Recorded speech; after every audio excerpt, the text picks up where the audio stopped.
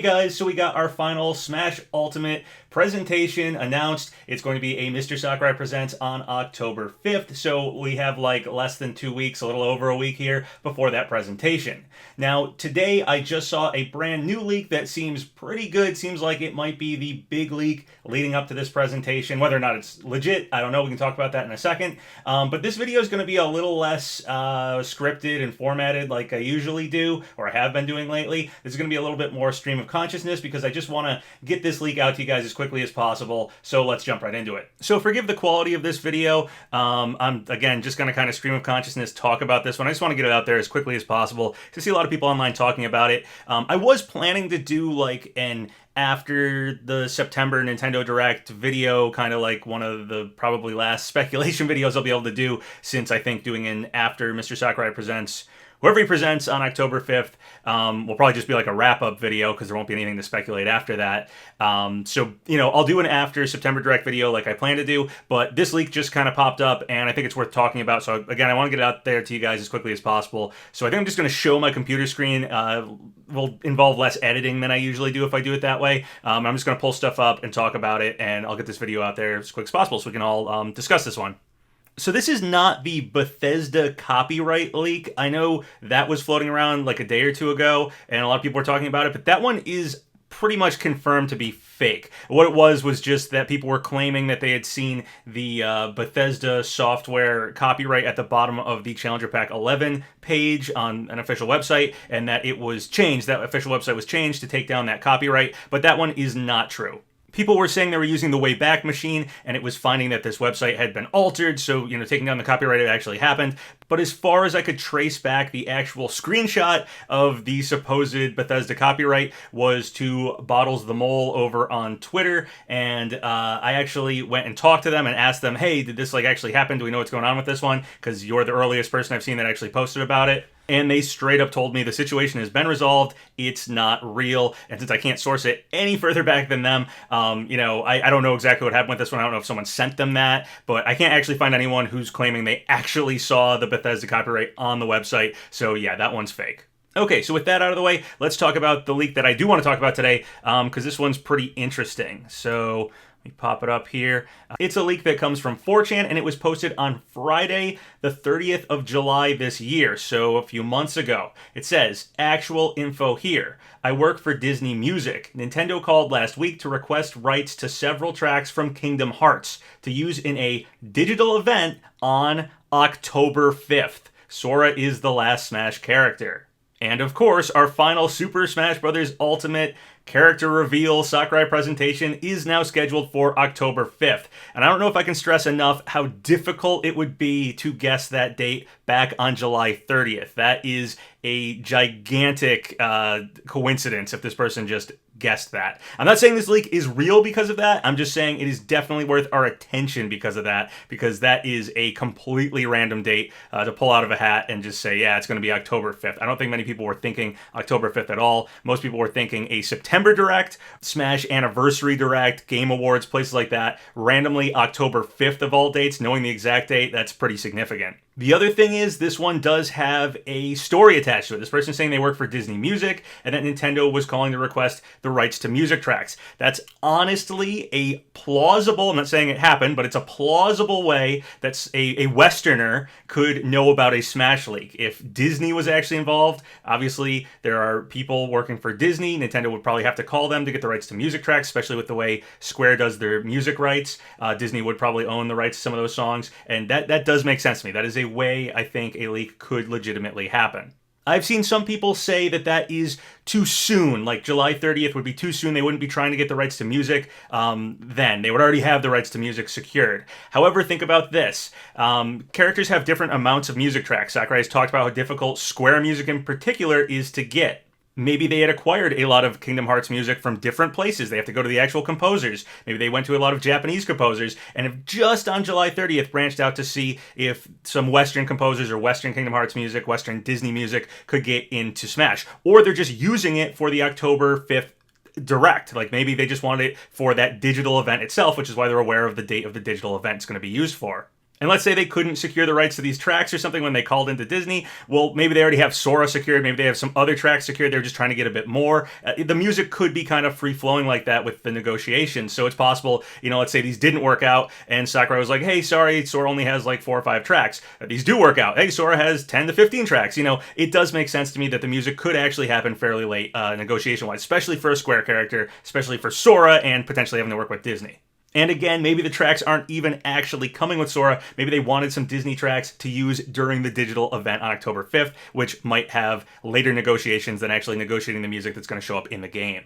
Okay, so potentially a pretty good leak for Sora of all characters. That's a very big character to end off on. I know people always say that like Smash ends on a whimper. It usually doesn't have the best ending characters, but this is Smash Ultimate. This is the end of Smash Ultimate. They're kind of seemingly making a big deal about this, at least giving it its own presentation. We didn't just get a character on the September Direct or whatever. They're doing this separately and everything like that. And I've pointed this out many, many times. The Smash team, Sakurai himself and all the people working on Smash, this is probably this is the first time they've had a true finale character that's going to be the last character to end on in a long, long time, because they went from Smash Wii U and 3DS to the DLC for Smash Wii U and 3DS, right into Smash Ultimate base game, right into Fighter Pass 1, into Fighter Pass 2. So all those endings we saw, like when we got Bayonetta and Corrin, when we got Incineroar and Piranha Plant, when we got Byleth, those weren't actually endings to Sakurai and the Smash team. This might be the last time that Sakurai and the team are together working on Smash for a long time, and so a finale character, a really big character, someone that would please both the East and West, a character like Sora,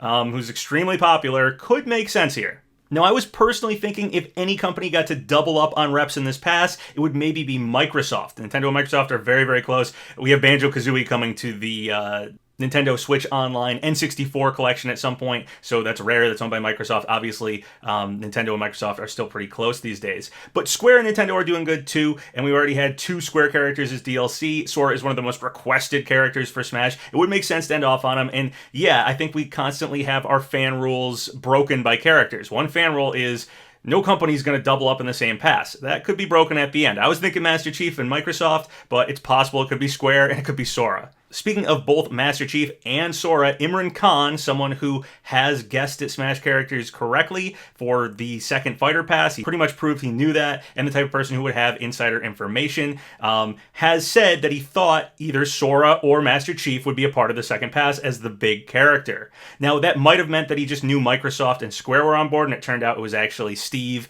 and Sephiroth, but it's possible he heard those specific names. Now, he said that Nintendo did try to get Sora, but Disney shot it down, but that might have been a while ago, and maybe they negotiated something since then. And again, as the final character, maybe the negotiations have just taken a really long time. Some people also think that we couldn't get Mickey Mouse in Smash or something like that, and because we're not supposed to have any fourth parties, and it'd be tough to represent Sora without having Donald and Goofy and all that Disney stuff. And I totally agree with that. However, we actually have had Mickey Mouse in Smash. We've had Hamtaro and Popeye, I think, also in Smash to some extent. In Brawl, they actually had these Nintendo Chronicles where they kind of just went over a bunch of old games for all the different platforms and stuff like that, just kind of archiving it all. And in the Game & Watch section, we actually had Mickey Mouse mentioned. So Disney has actually been mentioned in Super Smash Bros. It was in Super Smash Bros. Brawl. So it's not totally outside of, Sakurai's parameters to have some Disney stuff show up in Smash to some extent. I know some people have said Sora could get in Smash and not have Disney stuff with him, but I feel like Sakurai's the type who would want to represent the character well, represent the series well, and would probably need to have that Disney stuff alongside Sora to truly feel like Kingdom Hearts. So that would break not just a fan rule, but an actual Sakurai rule of fourth-party stuff getting in Smash.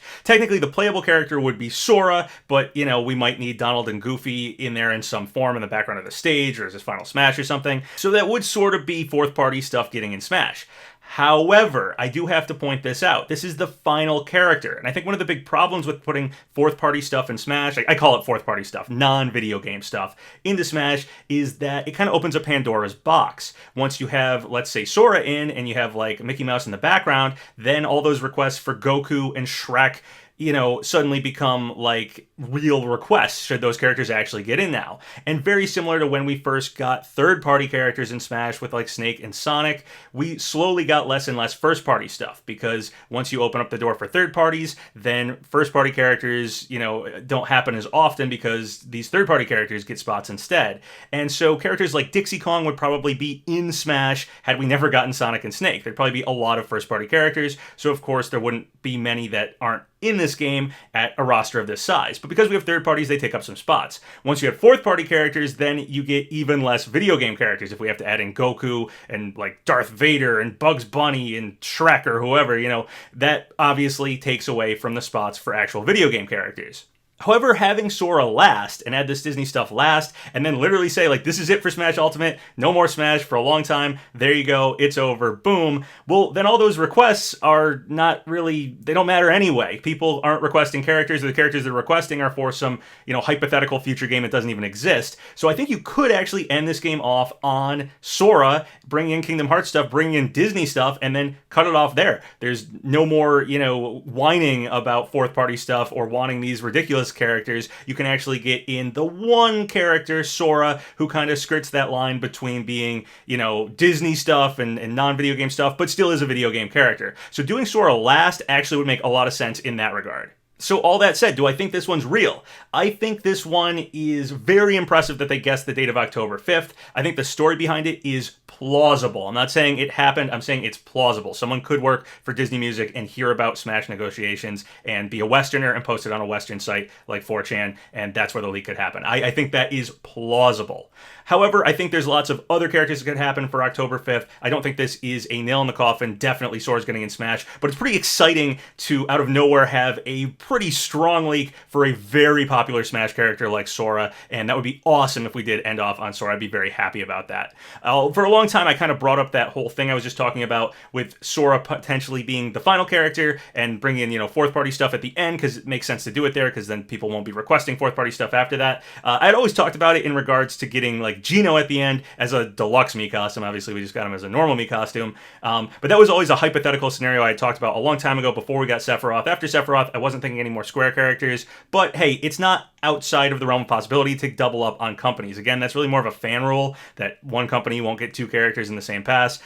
So a lot of times fan rules get broken by characters, so I could see Sora happening at the end, and that's that. Also, there is something interesting happening with the Square characters. When we got Hero, we had his CGI trailer, and it was very much so World of Light focused. It had all the possessed characters, and it ended with Darkon. And then when we got Sephiroth, once again, it was very World of Light focused. We had Galeem, and Sephiroth destroyed Galeem, and all the characters were on that cliff again, so it was sort of a callback to the CGI beginning of World of Light. So the Square trailers have been kind of telling the story, or at least tying into World of Light really well. So if it ended with Sora maybe beating Darkon, and that's like the ending or something like that of Smash, that would also make a lot of sense. Now, again, I'm not totally sold on this leak. I just think it's a pretty interesting one, definitely worth talking about, definitely worth keeping an eye on, and it would be awesome if it turned out real, in my opinion. There are other characters I want to talk about, and like I said, I'll probably still do a after Nintendo September Direct video type thing, where I'll talk a little bit about some of the stuff in that September Direct, and also do some more Smash speculation stuff, probably talking about Phoenix Wright, because I think there's stuff going for Phoenix Wright. I could see a Capcom character ending it. Again, I'm not totally sold on it being Sora here. I could see lots of things happening, lots of exciting characters happening.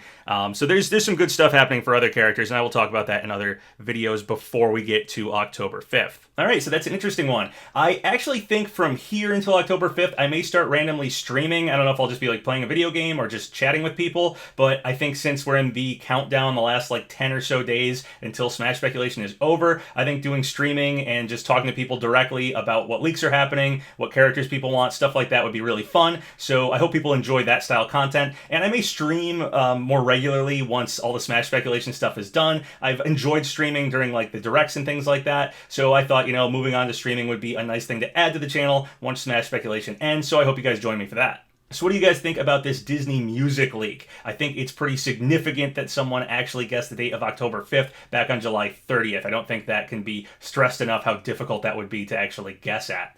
But I'm not convinced that Sora is definitely the last character. I'm not convinced that this is a real leak. I just think it has a lot going for it. Very interesting. I'd love to know what you guys think about this one. So if you have any thoughts or comments about anything I talked about in this video, leave them below. Remember to like the video, leave a comment in the section below, and subscribe to PapaGenos! Twitter, Patreon, o Discord.